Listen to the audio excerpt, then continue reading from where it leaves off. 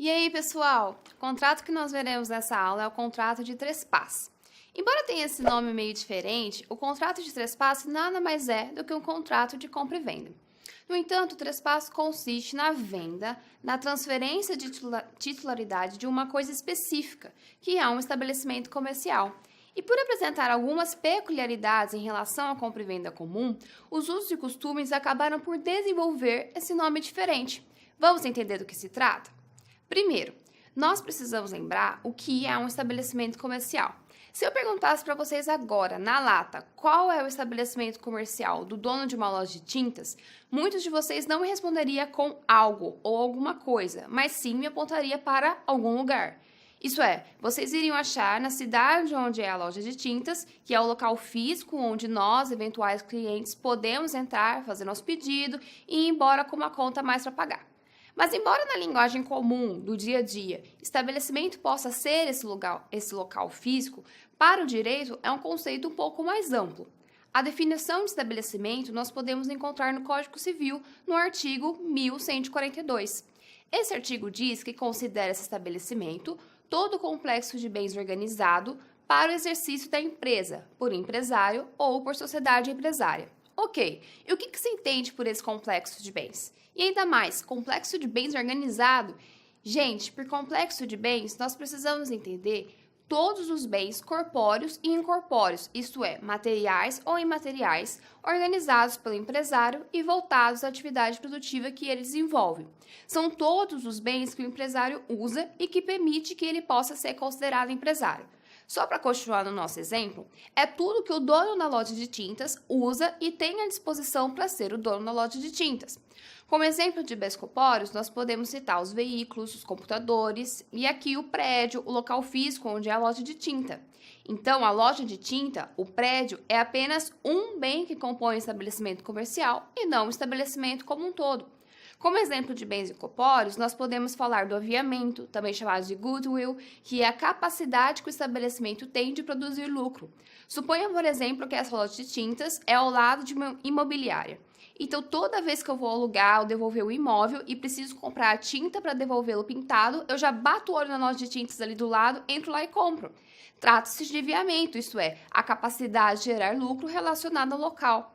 A clientela também é bem incorpóreo, que é a carteira de clientes já formados e fidelizados do empresário.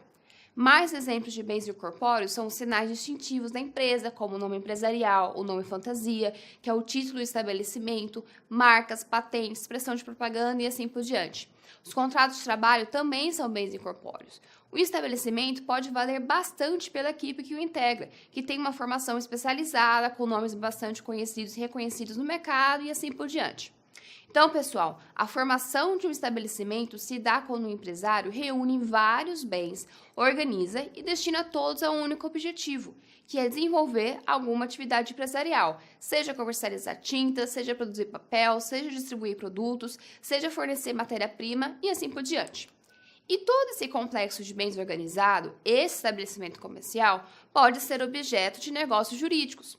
É possível arrendar o estabelecimento, constituir usufruto sobre o estabelecimento, inclusive aliená-lo, transferi-lo, sendo que esse é justamente o contrato de trespasse, que será aqui o nosso foco. Agora, uma observação. Só é contrato de trespasse quando essa alienação envolve a transmissão da funcionalidade do estabelecimento, isso segundo o enunciado 233 do Conselho da Justiça Federal. Ou seja, pode ser que apenas alguns bens desse estabelecimento sejam vendidos e que esses bens são funcionais ao exercício da empresa como um todo. Se esse for o caso, não é trespasse, ok? Então vamos adiante. Depois que nós vimos todos esses elementos que compõem o estabelecimento, já é intuitivo porque não se trata de uma mera compra e venda, não é? E realmente, gente, esse contrato tem várias peculiaridades.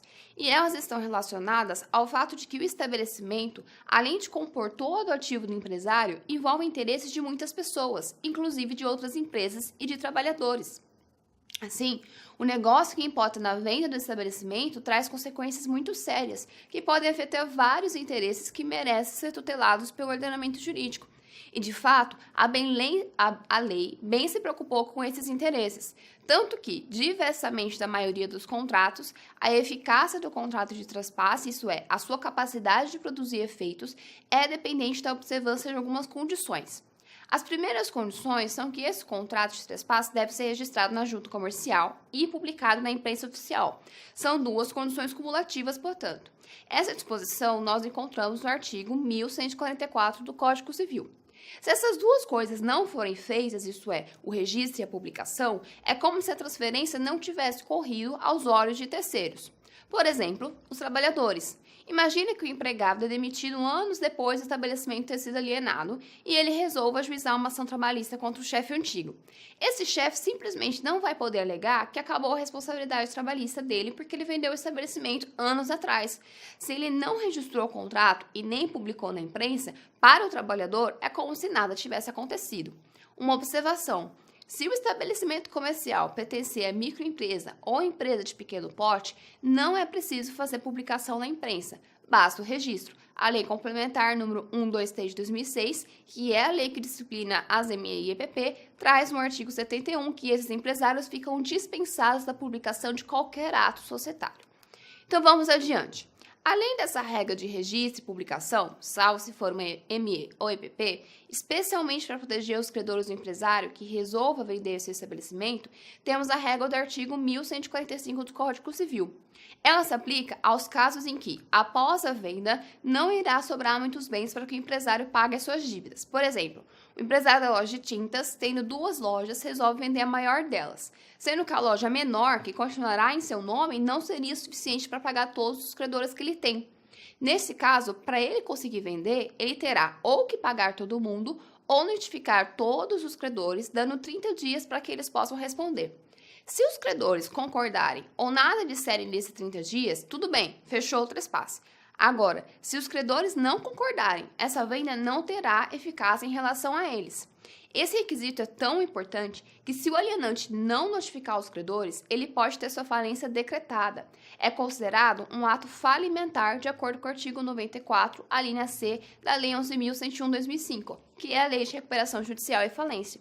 Se for decretada a falência, é como se essa alienação fosse ineficaz perante a massa falida, e o estabelecimento será reivindicado das mãos do adquirente, de acordo com o artigo 129, inciso 6º, também da Lei Falimentar. Tudo certo? Na próxima aula veremos os efeitos desse contrato.